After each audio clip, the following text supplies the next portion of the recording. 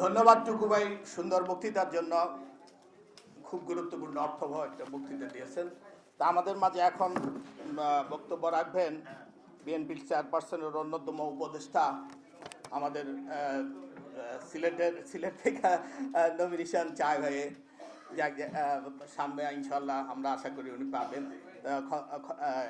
এনামুল হক চৌধুরী, জনাব এনামুল হক চৌধুরী, বিএনপির চেয়ারপারসনের অন্যতম উপদেষ্টা, উনি এখন আপনাদের সামনে দিক নির্দেশমূলক বক্তৃতা দেবেন। বিসমিল্লাহির রহমানির রহিম। আমরা আজকের এই অনুষ্ঠানের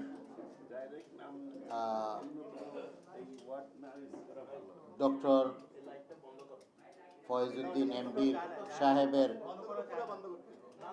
লিখিত বইটাকে মোড়ক উন্মোচন এবং তার এই কার্যক্রমটাকে সামনে রেখে আজকে আমরা এই অনুষ্ঠানের সম্মানিত সভাপতি এবং উপস্থিত আজকের বাংলাদেশের অর্থনীতির যাকে আমরা মনে করি উনি কাণ্ডারি হিসেবে আছেন এবং আগামীতে থাকবেন, আমাদের স্ট্যান্ডিং কমিটি অন্যতম সদস্য, স্ট্যান্ডিং কমিটি মেম্বার বিএনপির জনাব আমির খসরু মাহমুদ চৌধুরী সাহেব, উপস্থিত আমাদের আন্দোলনের যার নেতৃত্ব দিয়েছেন স্বৈরাচারীকে বিদায় করার জন্য, আমি যাকে বলি সরাসরি টুকুভাই হিসেবে পরিচিত সুলতান সালাউদ্দিন টুকু সাহেব, উপস্থিত আজকের আমাদের প্রিয় সাংবাদিক বারী সাহেব এবং উপস্থিত আমাদের সাংবাদিকবৃন্দরা, সবাইকে আসসালামু আলাইকুম রহমতুল্লাহ বরকাতুহু। আজকের এই যে অনুষ্ঠানটা অথবা যে বইটাকে নিয়ে আমরা একটা আলোচনার জন্য আমরা উপস্থিত হয়েছি, এই বইটা কিন্তু স্বপ্ন ছিল, এক সময় আলোচনা ছিল, ওইটাকে একটা লিপিবদ্ধ করে তিনি আমাদের সামনে তুলে ধরেছেন।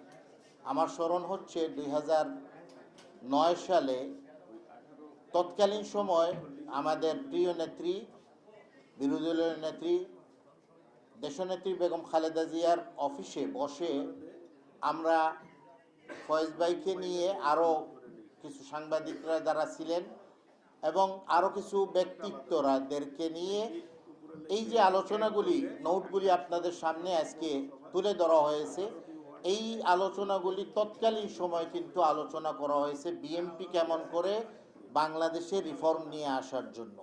আমাদের দেশনেত্রী বেগম খালেদা জিয়া ওই আলোচনাগুলিকে সামনে রেখে পরবর্তী টাইমে তিনি 2030 ভিশনের সংস্কারগুলি কার্যক্রম আমাদের সামনে তুলে ধরেছেন। এর আগে বিএনপি স্বাধীনতার ঘোষক শহীদ প্রেসিডেন্ট জিয়াউর রহমান 19 দফার মাধ্যমে তিনি কিন্তু আমাদের দেশে সংস্কারকে জন্ম দিয়েছিলেন। আমরা দেখতে পাই এই ধারাবাহিকতাটাকে রক্ষা করার জন্য পরবর্তী টাইমে আগামীতে আমাদের যিনি প্রধানমন্ত্রী হিসাবে দায়িত্ব পালন করবেন আশা করতেছি, জনাব তারেক রহমান সাহেব 31 দফার মাধ্যমে সংস্কারগুলি কার্যক্রমগুলি বাস্তবায়ন করার জন্য জনগণের পাশে আমাদেরকে দায়িত্ব দিয়েছেন এবং তিনি 5 তারিখ পরে এই ধারাবাহিকভাবে কার্যক্রমগুলি বাস্তবায়ন করে যাচ্ছেন। আমরা বিশ্বাস করি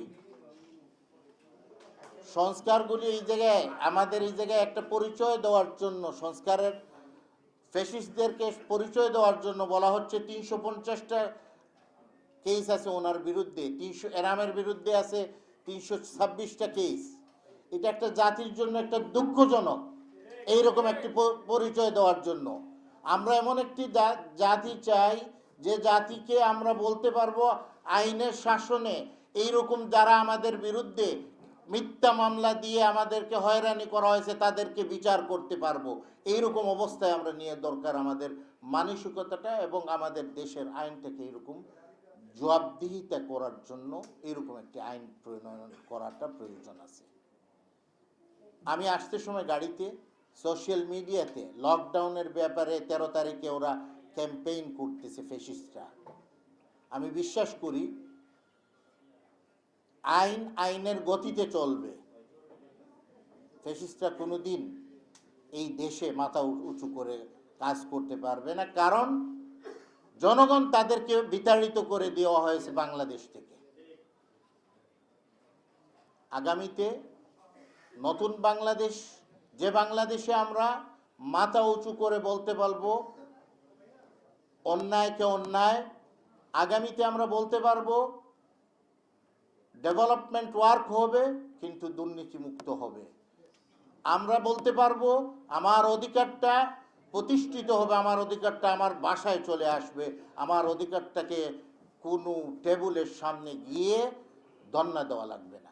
এই বাংলাদেশ আমরা চাই, যে বাংলাদেশে আমরা আমাদের অর্থনৈতিকভাবে মুক্তি হবে, যে বাংলাদেশে আমাদের পুলিশের সামনে গিয়ে ধন্না দেওয়া লাগবে না, পুলিশের সামনে আমরা গিয়ে আমাদের অধিকারটাকে প্রতিষ্ঠিত করার জন্য কোনো বিএনপির নেতাকে আমরা হাতে ধরে সহযোগিতার প্রয়োজন হবে না। এইরকম আমরা বাংলাদেশ চাই, যে বাংলাদেশে আমাদের প্রিয় নেতা জনাব তারেক রহমান দেশকে প্রথম বাংলাদেশ হিসাবে আমরা যে বলা হচ্ছে, যে স্লোগান দিয়ে উনি ঘোষণা দিচ্ছেন, এই ঘোষণাটা শুধুমাত্র ঘোষণার জায়গায় থাকবে না। যে জায়গায় আমরা চাই অর্থনীতি মুক্তি হবে, দুর্নীতি যেরকম অর্থনীতিতে মুক্তি পাবো, সেই রকম আমাদের সমাজ থেকেও দুর্নীতিটাও মুক্ত হবে। আমি আমার বক্তব্য দীর্ঘায়িত না করে আমাদের যে বইটা আজকে প্রকাশনা হচ্ছে, এই বইয়ের মাধ্যমে ইতিহাসটাকে যে সংস্কারগুলি প্রয়োজন আছে, পরামর্শগুলি বিশেষ করে পুলিশে এবং পার্লামেন্টের দুই কক্ষ বিশিষ্টভাবে যে কার্যক্রমগুলি হয়েছে, আমরা ওনার কাছ থেকে আরও পরামর্শ, আরও নতুন নতুন বইগুলি প্রকাশিত হবে। ওনার সফলতা কামনা করতেছি, এই বলে আমার বক্তব্য শেষ করতেছি। বাংলাদেশ জিন্দাবাদ, শহীদ প্রেসিডেন্ট জিয়াউর রহমান অমর হোক, বেগম খালেদা জিয়া জিন্দাবাদ, জনাব তারেক রহমান জিন্দাবাদ। সালাম। জনাব এনাম চৌধুরী, চেয়ারপারসনের উপদেষ্টা, সুন্দর বক্তৃতার জন্য আপনাকে ধন্যবাদ।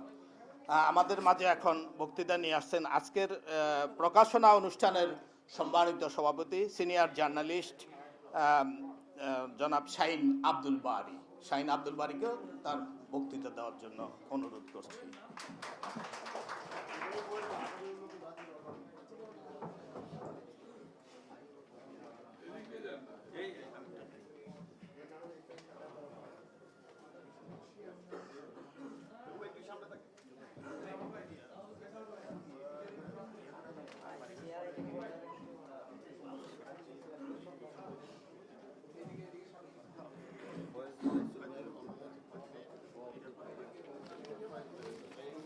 আসসালামু আলাইকুম। আজকের আগামী উন্নত জাতি গঠনের দিক নির্দেশনামূলক সুপারিশ বইয়ের মোড়ক উন্মোচন অনুষ্ঠানের প্রধান অতিথি জনাব আমির খসরু মাহমুদ চৌধুরী, উপস্থিত আছেন এনামুল হক চৌধুরী, বিএনপি চেয়ারপারসন উপদেষ্টা, উপস্থিত আছেন জনাব সালাউদ্দিন টুকু, প্রচার সম্পাদক, বিএনপির কেন্দ্রীয় কমিটি। প্রিয় বন্ধুগণ, আমি আগামী উন্নত জাতি গঠনের দিক নির্দেশনামূলক সুপারিশ বইয়ের লেখক ডক্টর ফয়েজউদ্দিন এমবি, তিনি অত্যন্ত পরিশ্রম করে চেষ্টা করে লন্ডন থেকে এই লেখাগুলো আমাদের কাছে পাঠিয়েছেন। আমরা সর্বাত্মকভাবে চেষ্টা করেছি বইটি আপনাদের সামনে দেওয়ার জন্য। আমার একটি অনুরোধ থাকবে, বিশেষ করে মিডিয়ার কাছে, আপনারা এই বইটিকে পড়ে সুন্দর করে দেশের স্বার্থে, জাতির স্বার্থে বইটি গড়ে তুলবেন। আর একটি কথা বলতে চাই, এখানে উপস্থিত আছেন আমাদের সকলের অভিভাবক আমির খসরু মাহমুদ চৌধুরী ভাই। আপনার কাছে একটি বিনীত অনুরোধ, আপনারা ডক্টর ফয়েজউদ্দিন এমবির এই বইটিকে অবশ্যই গুরুত্ব দিবেন। ইনশাআল্লাহ আগামীতে আপনারা যখন ক্ষমতায় যদি আল্লাহ পাক আনেন, তাহলে অবশ্যই এই বইটিকে আপনারা পুঙ্খানুপুঙ্খভাবে দেখে দেশের 3টি গুরুত্বপূর্ণ সম্পর্কে ফয়েজউদ্দিন এমবি কি লিখেছেন তাতে আপনাদেরই বেশি কাজে দিবে। আর একটি শেষ কথা বলে আমি আমার বক্তব্য শেষ করছি যে আপনারা এই দেশ গঠনে বিভিন্ন সময়ে বিভিন্ন অবস্থার মধ্যে নেতা নেত্রী যারা আছেন আপনারা জেল কেটেছেন, জুলুম কেটেছেন, অনেক কিছু হয়েছে, নির্যাতনের শিকার হয়েছেন। এখানে আমার খুব আত্মা, আমারও বাড়ি টাঙ্গাইল, সুলতান সালাউদ্দিন টুকুর বাড়ি টাঙ্গাইল।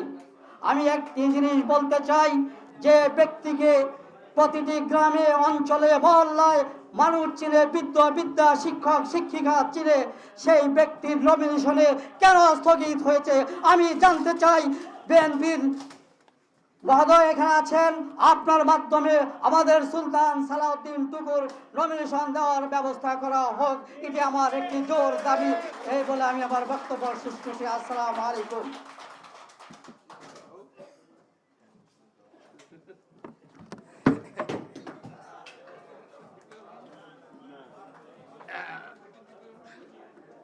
ধন্যবাদ। জ্বালাময়ী বক্তৃতা দিচ্ছেন আমাদের ক্যাবের ভাইস প্রেসিডেন্ট জনাব শাহিন আব্দুল বারী, সাবেক ভাইস প্রেসিডেন্ট জনাব শাহিন আব্দুল বারী, ধন্যবাদ আপনাকে। আমাদের মাঝে এখন বক্তৃতা নিয়ে আসছেন আজকের আকর্ষণ doctor Faizuddin Ahmed MB, Birmingham বিশ্ববিদ্যালয় UK, BCom, MCom, BD, PGT, chart, MC পড়তেও পারি না, এমএসসি বার্মিংহাম বিশ্ববিদ্যালয় UK, chairman new hope global, director 777 group Bangladesh. তো এখন উনি আপনাদের এই বইটা উনি কি লিখছেন উনি ভালোভাবে ব্যাখ্যা করবেন এবং সুন্দর করে আপনাদেরকে, আমরা তো বলছি উনি লিখছেন, উনি এটার উপর সুন্দর ব্যাখ্যা দিতে পারবেন। তো উনি এখন আপনাদের মাঝে বক্তৃতা আকারে সেটা প্রকাশ করবেন। আসসালামু আলাইকুম।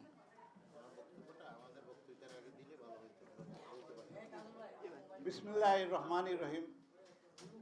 আমার পূর্বে অনেক যারা বক্তব্য রাখছেন, অত্যন্ত সুন্দরভাবে বক্তব্য রাখছেন। আমি কিন্তু রাজনৈতিক ব্যক্তিত্ব না, আমার বক্তব্য হয়তো ওনাদের মতো হবে না, এবং আমরা আশা করি আপনারা আমাদের আজকের যিনি আগামীতে যিনি অভিভাবক হবেন, আজকে যিনি প্রধান অতিথি, তার বক্তব্য শোনার জন্য আমি আসছি। স্যারের মাধ্যমেই আমি এবং এনাম ভাই বলে গেছেন, আমরা ওনাদের অনুপ্রেরণায় আজ থেকে অনেক বছর পূর্বে স্যার সব সময় এনকারেজ করতেন, মোটিভেট করতেন যে ফয়েজ সাহেব আপনি যা লিখেন অত্যন্ত ফলপ্রসূ এবং জাতির জন্য আমাকে দেখতে হবে না। স্যারের সাথে সব সময় কনসাল্ট করে এবং এনাম ভাইয়ের সাথে সব সময় কনসাল্ট করে কিভাবে আমাদের দেশের উন্নতি হয়, এই লক্ষ্যেই আমি কাজ করে গেছি। বিগত ফ্যাসিস্ট সরকারের সময় প্রত্যেকটা ইস্যুর উপরে স্যার চাক্ষুষ সাক্ষী আছেন, এনাম ভাই চাক্ষুষ সাক্ষী আছেন, প্রত্যেকটা ইস্যুর উপরেই আমার লিখিত এবং বিভিন্ন পত্রপত্রিকায়, আপনাদের প্রিন্ট ইলেকট্রনিক মিডিয়ায় আমার প্রত্যেকটা জিনিস জার্নাল প্রকাশিত হয়েছে। আমি আমার বক্তব্য দীর্ঘায়িত করব না, কিন্তু আমি একটু না বললেও আপনাদের কাছে আমার একটু, যেমন আমাকে যারা সহযোগিতা করেছেন, আমার আজকের মাননীয় সভাপতি এবং কাজল ভাই এবং রিয়াজ, তাদের প্রতি আমার কৃতজ্ঞতা এই বই প্রকাশ করার জন্য। বিসমিল্লাহির রহমানির রহিম। সম্মানিত অতিথিবৃন্দ, প্রিয় সাংবাদিক বন্ধুগণ, শুভাকাঙ্ক্ষী এবং অনুষ্ঠানের সকল উপস্থিত মান্যবর ব্যক্তিবর্গ, আপনাদের প্রতি জানাই আন্তরিক শুভেচ্ছা ও ধন্যবাদ। আজকের এই অনুষ্ঠানে আপনাদের সামনে দাঁড়িয়ে আমার জন্য এক গভীর আনন্দের বিষয়। আজ আমরা যে বইটি প্রকাশ করতে যাচ্ছি তা শুধু একটি বই নয়, এটি আমাদের জাতির জন্য এক চিন্তার আহ্বান, সচেতনতার যাত্রা, সমন্বিত জাতীয় পুনর্জাগরণের দিশা। আমি দৃঢ়ভাবে বিশ্বাস করি, একটি জাতি যখন সমৃদ্ধ হয়, যখন সেই জাতির মানুষ চিন্তা করে কেবল নিজের জন্য নয়, বরং সমাজ, দেশ, মানবতার বৃহত্তম কল্যাণের জন্য, এই বইটি সেই চিন্তার দিগন্তকে আরো প্রসারিত করার একটি প্রচেষ্টা মাত্র। সম্মানিত মাননীয় অতিথিবৃন্দ, আমরা এমন এক সময় দাঁড়িয়ে আছি যখন বিশ্ব ক্রমাগত পরিবর্তিত হচ্ছে। প্রযুক্তি, রাজনীতি, অর্থনীতি, পরিবেশ সব কিছু নতুন বাস্তবতার তৈরি করছে। কিন্তু এই দ্রুত পরিবর্তনের ভিতরে আমাদের জাতীয় পরিচয়, নৈতিকতা, মানসিকতা, মূল্যবোধ অটুট রাখতে হবে। সম্মানিত অতিথিবৃন্দ, এই বিষয়ে আমি চেষ্টা করেছি আমাদের হলিস্টিক ন্যাশনাল ডেভেলপমেন্ট অর্থাৎ সর্বাঙ্গীন জাতীয় উন্নয়ন এর একটি ধারণা তুলে ধরতে, যেখানে অর্থনৈতিক অগ্রগতির পাশাপাশি মানসিক উন্নয়ন, শিক্ষা, রাজনৈতিক, নৈতিক পরিবেশ, সচেতনতা এবং সামাজিক সম্প্রীতির সমান গুরুত্ব পায়। আমি বিশ্বাস করি উন্নয়ন মানে শুধু বড় বড় বিল্ডিং, রাস্তাঘাট, মেগা প্রকল্প নয়। উন্নয়নের মানে হলো মানুষের মধ্যে আলোর সঞ্চার, এমন শিক্ষা যেমন সমাজ গঠন করে যেখানে প্রতিটি নাগরিক নিজের গর্বের সঙ্গে বলতে পারে, আমি এই দেশের সন্তান, আমি এই জাতির জন্য কাজ করি। প্রিয় উপস্থিতবৃন্দ, আমার জীবনের অভিজ্ঞতা থেকে আমি উপলব্ধি করতে পারছি পরিবর্তন কখনো বাহিরে থেকে আসে না, তা শুরু হয় আমাদের অন্তর থেকে। যখন আমরা নিজের ভিতরে নৈতিক শক্তি, ইতিবাচক দৃষ্টিভঙ্গি, দায়িত্ববোধ জাগিয়ে তুলি, তখন সমাজ, জাতির ভিতর মজবুত হয়। আমি চেষ্টা করেছি এই বইটি লিখতে গিয়ে আমি অনেক তারুণ্যের প্রজন্মের মন ও মস্তিষ্কের আলো জ্বালাতে, যেমন তারা নিজেদের ভিতর থেকে নেতৃত্বের গুণাবলী বিকাশ করতে পারে, দেশ প্রেমে উদ্বুদ্ধ হয়, নৈতিকতা দৃঢ় হয়। আমি আন্তরিকভাবে ধন্যবাদ জানাই বাংলাদেশ রিপোর্টার ইউনিয়নকে, যারা আমাকে এই গুরুত্বপূর্ণ মঞ্চে আমার চিন্তা, দৃষ্টিভঙ্গি ভাগ করার সুযোগ করে দিয়েছেন। আমি আরও কৃতজ্ঞতা জানাচ্ছি গণমাধ্যমের, প্রিন্ট এবং ইলেকট্রনিক মিডিয়ার সবাইকে। গণমাধ্যম আমাদের সমাজের আয়না, আর সেই আয়না পরিষ্কার থাকলে জাতির সত্যিকারের প্রতিচ্ছবি ফুটে ওঠে। সম্মানিত অতিথিবৃন্দ, এই বইটি আমি উৎসর্গ করেছি আমাদের আগামী প্রজন্মের জন্য, যারা হবে বাংলাদেশের ভবিষ্যৎ দিশারি। আমি আশা করি এই গ্রন্থে তাদের চিন্তার খোরাক দিবে, অনুপ্রেরণা যোগাবে এবং আমাদের সমাজে ইতিবাচক পরিবর্তনের স্রোত বয়ে দিবে। পরিশেষে আমি মহান আল্লাহ তাআলার দরবারে শুকরিয়া আদায় করছি, যেন আমাদের এই সবাইকে ন্যায়ের পথে পরিচালিত করেন, দেশপ্রেম, মানবতার সেবায় নিয়োজিত রাখেন এবং আমাদের প্রিয় বাংলাদেশকে জ্ঞান, নৈতিকতা, সমৃদ্ধির আলোকবর্তিতায় পরিণত করেন। মহান আল্লাহ তাআলা আমাদের সকলের সহায় হোক এবং আপনাদের সবাইকে ধন্যবাদ জানিয়ে আমি আমার বক্তব্য আর দীর্ঘায়িত করব না।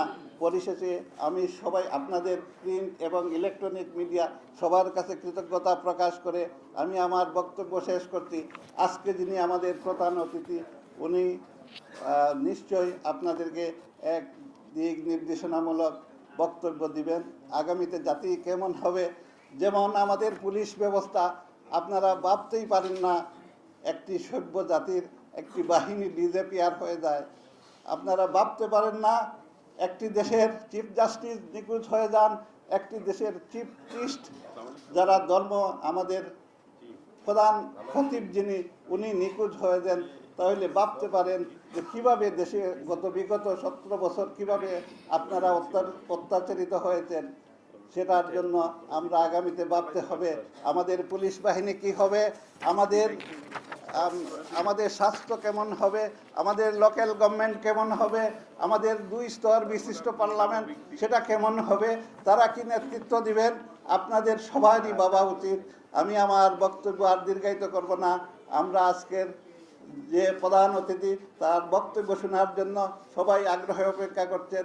আমি আমার বক্তব্য আর দীর্ঘায়িত করব না। আপনারা আমার বক্তব্য শোনার জন্য আপনাদের প্রতি কৃতজ্ঞতা জানিয়ে আমি আমার বক্তব্য শেষ করছি। আপনারা ভালো থাকেন, সুস্থ থাকেন এবং আগামীতে আবারও কোনো এক সময় আপনাদের জন্য আবারও কিছু আমি গত নির্বাচনে ইশতেহার সেটা অনেকটা এগিয়ে নিয়ে চলে আসছি। যদি স্যার অনুমতি দেন এবং সেই সুপারিশ ওনার কাছে আগামীতে আমরা পাঠাবো, আপনারা হয়তো কোনো এক সময় আবারও উপস্থিত হয়ে সেটাও শুনতে পারবেন। আপনারা সবাই ভালো থাকেন, সুস্থ থাকেন। আসসালামু আলাইকুম রহমতুল্লাহি ওয়া বারাকাতুহু।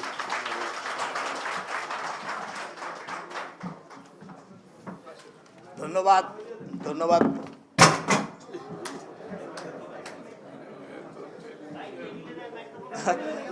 ধন্যবাদ লেখক গবেষক জনাব ডক্টর ফয়জউদ্দিন আহমেদ এমবি।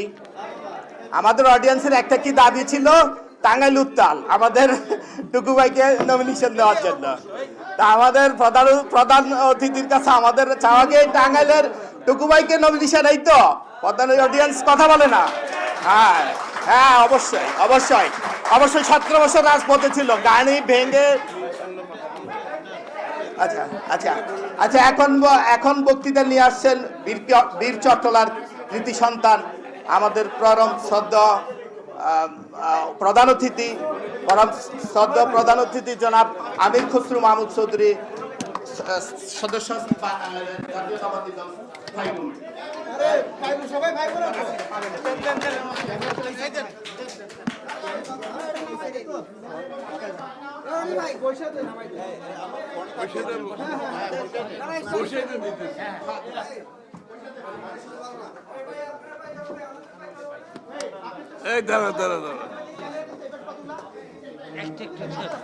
এখন কি অবস্থা?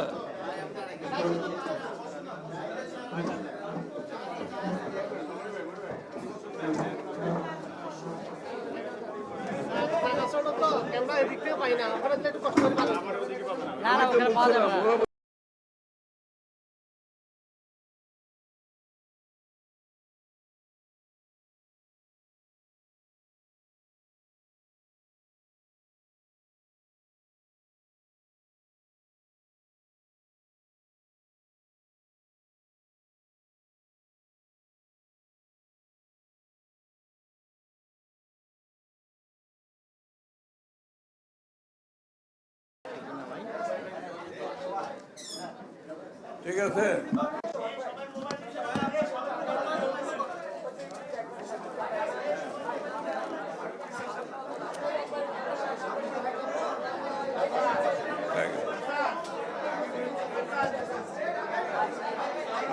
আস্তে আস্তে আস্তে আস্তে আস্তে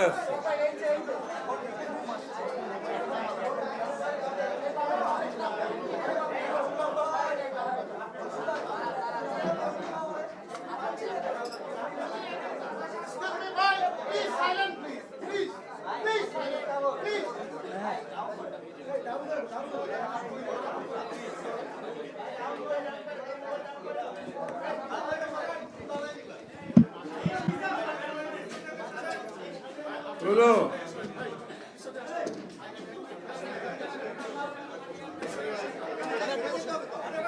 আরে দাদা সরো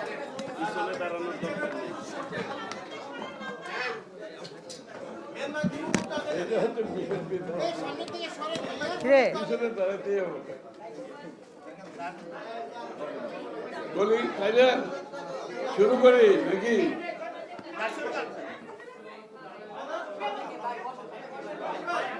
এই যে একটু চুপ, এত কথা বললে কেমন হবে? কি এখন সমস্যা কি? আমি দাঁড়িয়ে যাই নাকি? ঠিক আছে, সাংবাদিক ভাই বোনেরা ঠিক আছে? আচ্ছা, বিসমিল্লাহির রহমানির রহিম। আজকে আমাদের doctor Mohammad Faizuddin MBE member of British Empire, ওনার এবং চেয়ারম্যান নিউ হোপ গ্লোবাল। উনি একজন গবেষক, বিশেষজ্ঞ এবং ইউকেতে উনি পাবলিক সার্ভিসে, লোকাল গভর্নমেন্টে খুবই উচ্চ পদে ছিলেন। ওনার অভিজ্ঞতার আলোকে যে বইটি আজকে আমরা এখানে উন্মোচন করতে যাচ্ছি, আগামীর উন্নত জাতি গঠনের দিক নির্দেশনামূলক সুপারিশ, সুপারিশগুলো খুব গুরুত্বপূর্ণ। দ্বিকক্ষ বিশিষ্ট সংসদ, উন্নত মানের পুলিশ ও পুলিশিং পরিচালনা এবং স্থানীয় সরকার ব্যবস্থা খুবই গুরুত্বপূর্ণ।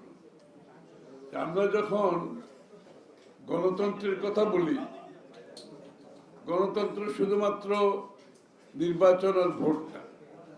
গণতন্ত্র হচ্ছে গণতান্ত্রিকভাবে নির্বাচিত সংসদ, সরকার এবং বাংলাদেশের প্রতিষ্ঠানগুলো যদি সঠিকভাবে না চলে, গণতন্ত্র কাজ করে। গণতন্ত্র কাজ করার জন্য যে প্রতিষ্ঠানগুলো আছে, এই প্রতিষ্ঠানগুলো যদি স্বচ্ছতার সাথে, যোগ্যতার সাথে চালাতে না পারে এবং সঠিক লোকজন পরিচালনা করতে না পারে, গণতন্ত্র কিন্তু কাজ করে না। এই জন্য আজকের নতুন বাংলাদেশের আমাদের যে ভাবনা, চিন্তা, আকাঙ্ক্ষা, এটাকে যদি বাস্তবায়ন করতে হয়, তাহলে বাংলাদেশের গণতান্ত্রিক প্রতিষ্ঠানগুলোকে আমরা সুচারুরূপে সংগঠিত করে স্বচ্ছতার সাথে, যোগ্যতার সাথে পরিচালনা করতে হবে।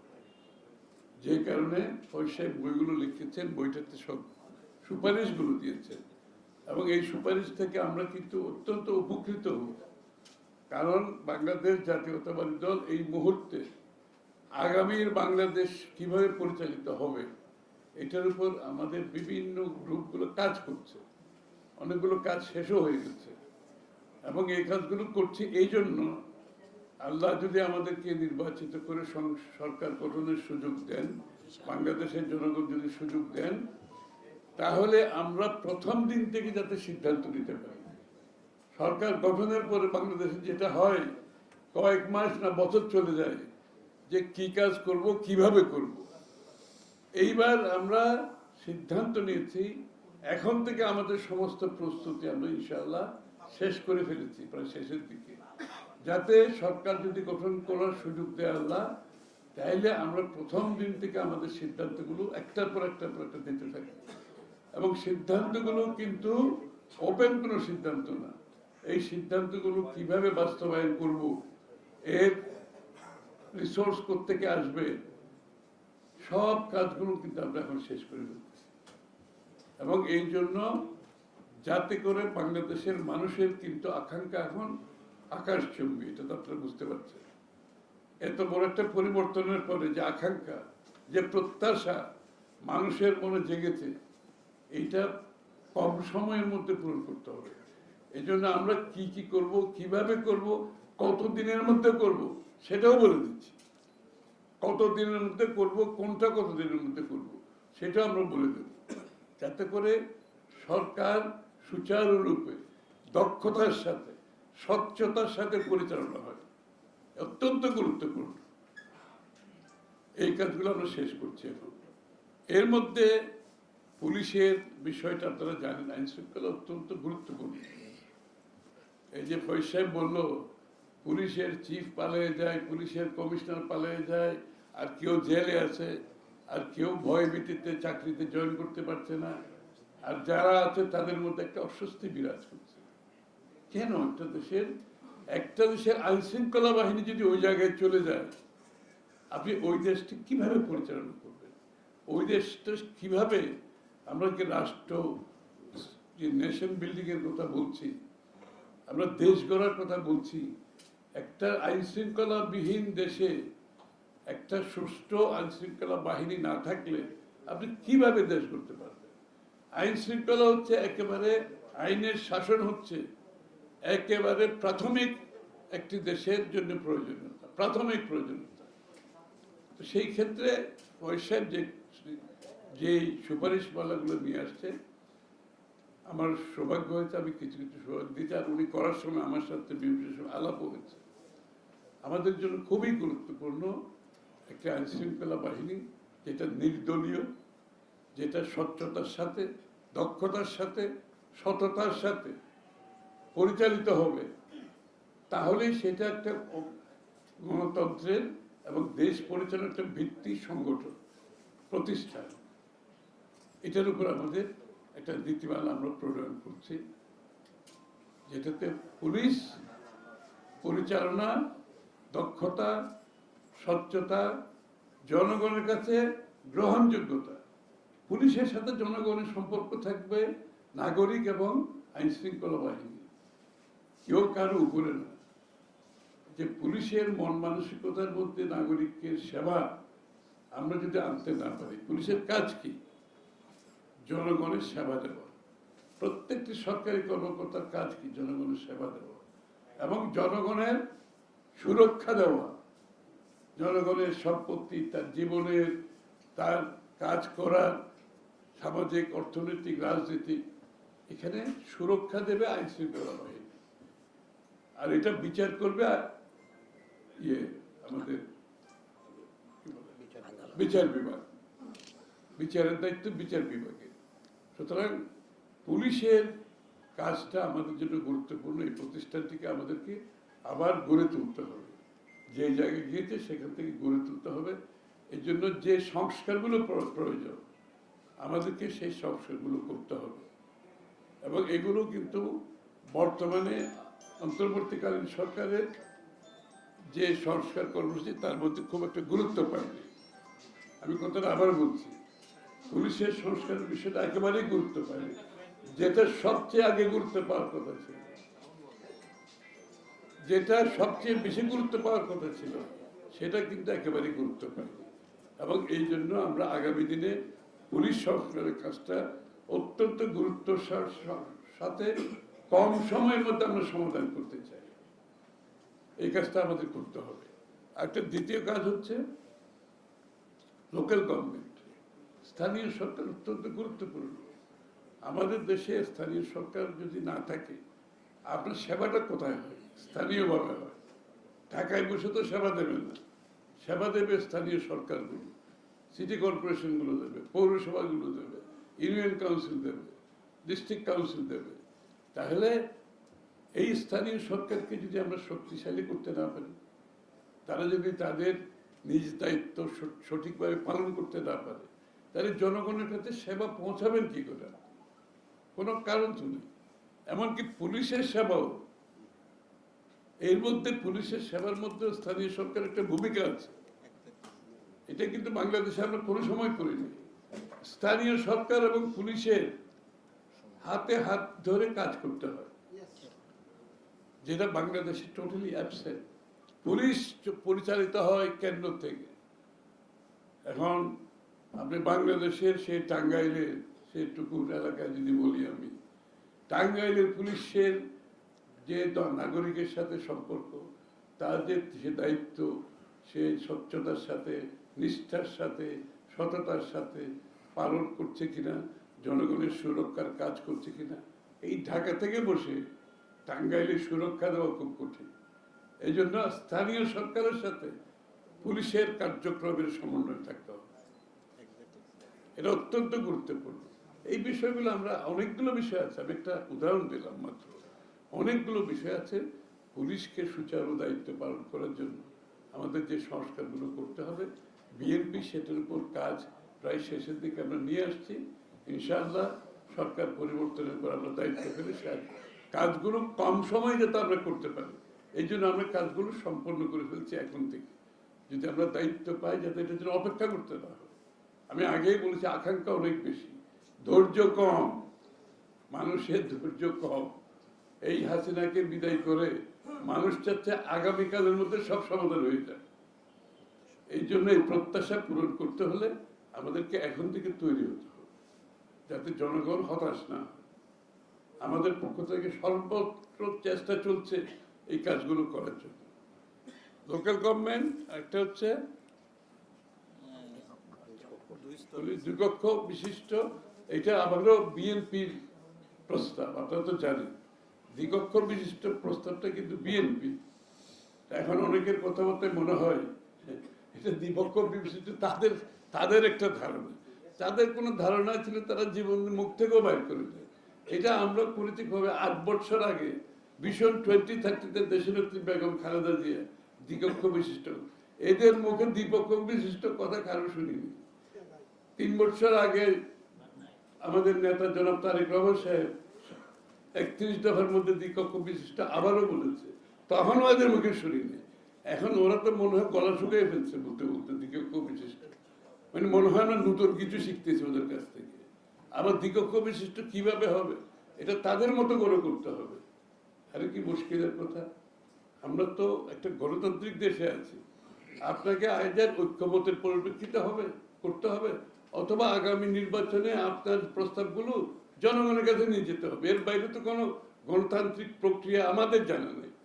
আইদার সবাই যে এখানে ঐক্যমত হবে সেটা আমরা পালন করার জন্য, তাও আবার ওইটাও আপনি জনগণের কাছে নিতে হবে কিন্তু, কারণ আমাদেরকে কেউ দায়িত্ব দেয় নাই বাংলাদেশের, আমরা বাংলাদেশের আগামীর বাংলাদেশ কিভাবে চলবে। আমরা শুধুমাত্র একটা ঐক্যমত করার চেষ্টা করতেছি কিছু বিষয় যাতে আগামী দিনে পালন করবে। ঐক্যমতের বাইরে যেটা থাকবে সেটা প্রত্যেকটি দলকে জনগণের কাছে নিয়ে যেতে হবে। এখন তো মনে হচ্ছে এই আলোচনা যে আমরা করলাম যে ঐক্যমতের জন্য, এখন ঐক্যমতের বাইরে আরো দাবি বেশি এসে গেছে। যতটুকু ঐক্যমত হয়েছে তার বাইরে এখন আরো বেশি অনৈক্য সৃষ্টি হচ্ছে, এবং অনৈক্য সৃষ্টিকারীরা ঐক্যমতে বিশ্বাস করে, এরা ঐক্যমতে বিশ্বাস করে না। সুতরাং আমাদেরকে এই জিনিসটা পরিষ্কারভাবে বুঝতে হবে যে আমাদের আগামী নির্বাচনের আগে যতটুকু ঐক্যমতে আমরা পৌঁছেছি তার বাইরে যাওয়ার কোনো সুযোগ নেই। কেউ যদি আপনার তাদের নিজস্ব ভাবনা চিন্তা অন্যদের উপর চাপিয়ে দিতে চায়, এটা ঐক্যমত হতে পারে না। আমাদের 31 দফার সব কিছু কিন্তু ঐক্যমতে আসলে আমরা কিন্তু মেনে নিয়েছি। এটা হচ্ছে গণতান্ত্রিক স্পিরিটের কথা। যতটুকু আমরা ঐক্যমত আসতে পারি নাই এটা আমরা জনগণের কাছে নিয়ে যাব, প্রত্যেকটি দল দিয়ে যাবে। এখানে জোর করে চাপিয়ে দিয়ে রাস্তায় নেমে আপনি কি বলে একটা চাপ সৃষ্টি করে আপনি তো ঐক্যমত হয় না। তাহলে তো আপনার মধ্যে গণতান্ত্রিক স্পিরিটের অভাব আছে। তাহলে তো আবার শেখ হাসিনার কথা আমরা হাঁটবো যে আমরা যেটা ভালো মনে করি এটাই হতে হবে। আমরা যেটা ভালো মনে করি এটা তো হবে না, জনগণ যেটা ভালো মনে করে সেটাই হবে। তাহলে এখন এত বছর আমরা বলে আসছি কি বাংলাদেশের মানুষের মালিকানা ফিরিয়ে দাও, বলেছি না? মালিকানা ফিরিয়ে দাও। মালিকানা ফিরিয়ে দেওয়া মানে কি? বাংলাদেশের কিভাবে চলবে এর সিদ্ধান্ত জনগণ দেবে, এটা হচ্ছে মালিকানা। এখন দেখা যাচ্ছে আমরা কিছু লোক ঢাকায় বসে মালিক হয়ে বসে আছি, আমরাই মালিক, আমরাই সিদ্ধান্ত দেবে। তাহলে জনগণ গেল কোথায়? যে এই জনগণের জন্য এত বছর যুদ্ধ হলো, ত্যাগ স্বীকার হলো, মরলো, এখন তো জনগণ তো কি দৃশ্যপটের মধ্যে জনগণকে দেখা যাচ্ছে না। ওই কতগুলো লোক ঐক্যমত সৃষ্টি করার কথা বলে ওরাই জনগণের উপর চাপিয়ে দিচ্ছে। তাহলে জনগণ সিদ্ধান্তটা দেবে কি? আগামী সংসদে কি পাশ হবে না হবে জনগণের নির্বাচিত প্রতিনিধিরা সিদ্ধান্ত নেবে, কিন্তু ওরা এখন থেকে সিদ্ধান্ত দিয়ে দিতে চায়। আরে কি মুশকিলের কথা! তাহলে নির্বাচনের দরকার কি? জনগণ প্রতিনিধির দরকার কি? সংসদের দরকার কি? আমরা তো মনে করি এগুলোর মাধ্যমে গণতন্ত্রের বিকাশ করতে, এইটাই গণতন্ত্র। এখন ওরা সিদ্ধান্ত দিতে চায় যে আগামী সংসদে কি কি করতে হবে, পাশ করতে হবে। তাহলে প্রতিনিধিদের কাজটা কি? এই যে অগণতান্ত্রিক যে আচরণ, শেখ হাসিনা চলে যাওয়ার পরে আমাদের অনেকের মন রয়ে গেছে। আমরা ওই মন মানসিকতা থেকে বেরোতে পারছি না যে আমরা যেটা চাইবো সেটাই আমাদের করতে হবে, জনগণকে করতে হবে, অন্য দলকেও করতে হবে। তাহলে এই মন মানসিকতা কি শেখ হাসিনার থেকে আলাদা কিছু? আমার তো মনে হয় আমাদেরকে গণতন্ত্র করতে হলে গণতান্ত্রিক স্পিরিটে যেতে হবে, জনগণের আস্থা নিতে হবে, জনগণের সমর্থন নিতে হবে, জনগণের ম্যান্ডেট নিতে হবে। তার বাইরে কিছু করার কোনো রাজনৈতিক দলের এবং ব্যক্তির পুরো দায়িত্ব বাংলাদেশের জনগণ কাউকে দেয়নি, এই কথাটা পরিষ্কারভাবে বুঝতে হবে। আর বলা হচ্ছে আমরা এত ত্যাগের ফল, এই ত্যাগটা আমাদের চেয়ে বেশি কেউ করে নেই। 16 বছর ধরে ত্যাগটা আমরা সবচেয়ে বেশি করেছি। তা আমরা তো ত্যাগের কৃতিত্ব চাচ্ছি না। ওই ত্যাগের কৃতিত্ব যারা চায়, ওই আবার বাংলাদেশের স্বাধীনতার কৃতিত্ব নিয়েছিল শেখ হাসিনা, তার পরিবার, তার দল, মুক্তিযুদ্ধের সব কৃতিত্ব কোথায় গেছে বাংলাদেশ? ওই কৃতিত্ব নিতে গিয়ে তো বাংলাদেশকে ধ্বংস করে দিয়েছে। আবার একটা গ্রুপ এখন বেরিয়েছে, তাদেরকে কৃতিত্ব নিতে হবে। ওই বিএনপি তো কৃতিত্ব নিচ্ছে না। সবচেয়ে বেশি যারা ত্যাগ স্বীকার করেছে, যে দলটি, যে দলের নেতা কর্মীরা, সেই দলের নেতা প্রথম দিনেই বলেছে এই কৃতিত্ব জনগণের। তারেক রহমান সাহেব কি বলেছেন? এই কৃতিত্ব জনগণের, প্রথম দিন বলেছে। আমরা তো দিচ্ছি না।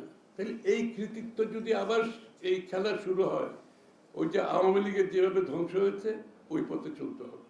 এই কৃতিত্ব দিতে হবে জনগণকে। আমরা আমাদের ভূমিকাটা মাত্র পালন করছি। আমরা রাজনৈতিক দল হিসেবে আমাদের দায়বদ্ধতার পরিপ্রেক্ষিতে আমরা জনগণের জন্য আমরা আমাদের ভূমিকা পালন করেছি। আমি তো কৃতিত্ব নেওয়ার জন্য ওখানে যাইনি। সুতরাং যারা তাদের এই সমস্ত কথা বলে ঘোলাটে করে নির্বাচনকে বাধাগ্রস্ত করার, বিলম্বিত করার চেষ্টা করছে, তারা কি গণতন্ত্রের পক্ষের লোক? এটাকে আমি বলতে পারবো? গণতন্ত্রের পক্ষের লোক তো হতে পারে না এরা। যারা নির্বাচনকে বাধাগ্রস্ত করতে, তারা কি গণতন্ত্রের পক্ষের মানুষ? হতে পারে না। যারা নির্বাচন থেকে, আজকে একটা দেশ 14 মাস চলতেছে একটি অনির্বাচিত সংসদের সরকারি একটি অনির্বাচিত সরকারের মাধ্যমে। আপনারা জানেন এই 14 বছর অনির্বাচিত সরকারের চলাকালীন সময়ে বাংলাদেশের রাষ্ট্রের কোনো প্রতিষ্ঠান কাজ করছে না, কাজ করার কোথাও না। আমি তাদের দোষও দিচ্ছি না, কারণ জনগণের সমর্থন ব্যতীত, জনগণের ব্যাকিং ছাড়া কোনো সরকার কাজ করতে পারে না। সুতরাং তারাও পারেনি, তাদেরকে আমি দোষারোপ করছি না। এই জন্য মানুষ এখন নির্বাচনের মাধ্যমে মুক্তি চায়। আপনি দেশের মানুষ সবগুলো তাদের সিদ্ধান্ত স্থগিত। কেন স্থগিত? আমরা নির্বাচনের পরে হবে, সেটা বিনিয়োগ হোক, ব্যবসা বাণিজ্য হোক, মানুষের পারিবারিক সিদ্ধান্ত পর্যন্ত আমি জানি ভাই নির্বাচনটা হয়ে যাক, তারপর আমরা এগুলো করব। সব কিছু স্থগিত, স্থবির। একটা দেশ কিভাবে চলতে পারে? এরপরে যারা বাধাগ্রস্ত করতে চায় নির্বাচনকে, যারা বিলম্বিত করতে চায়, তারা কি গণতন্ত্রের পক্ষের মানুষ? বিশ্বাস করা যায়? আসলে কি ওদের মনের মধ্যে গণতন্ত্র আছে, না অন্য কোনো উদ্দেশ্য নিয়ে তারা রাজনীতিতে নেমেছে এই দলগুলো? হ্যাঁ, তো আমি বেশি কিছু বলবো না। আমাদের সংস্কার প্রস্তাব যেগুলো ফয়জুদ্দিন সাহেব দিয়েছেন, এগুলো নিবিড়ভাবে আমরা পরীক্ষা নিরীক্ষা করবো। এর মধ্যে কিছু কিছু আমি ঐক্যবোধ পোষণ করেছি ওনার সাথে, আমাদের কাজের সাথে মিলে যাচ্ছে। আর বাকিগুলো আমরা আলাপ আলোচনা করব। আমরা জনগণের মতামত নিয়ে কিন্তু 31 দফা করেছি, আপনারা জানেন তো। আবার 31 দফা নিয়ে মানুষের দ্বারে দ্বারে গেছি আমরা আগে, কারণ আমরা মনে করি যে জনগণের সমর্থন ব্যতীত কোনো সংস্কার কেউ করা উচিত না, করতে পারবেও না। ঢাকায় বসে যারা টেবিলের চারদিকে বসে আলাপ আলোচনা করে তাদের নিজেদের মতো সংস্কার করতে চায়, যেখানে জনগণের কোনো মতামত নেই। একমাত্র জনগণের মতামত হচ্ছে নির্বাচনে জিতে সংসদে পাস করা।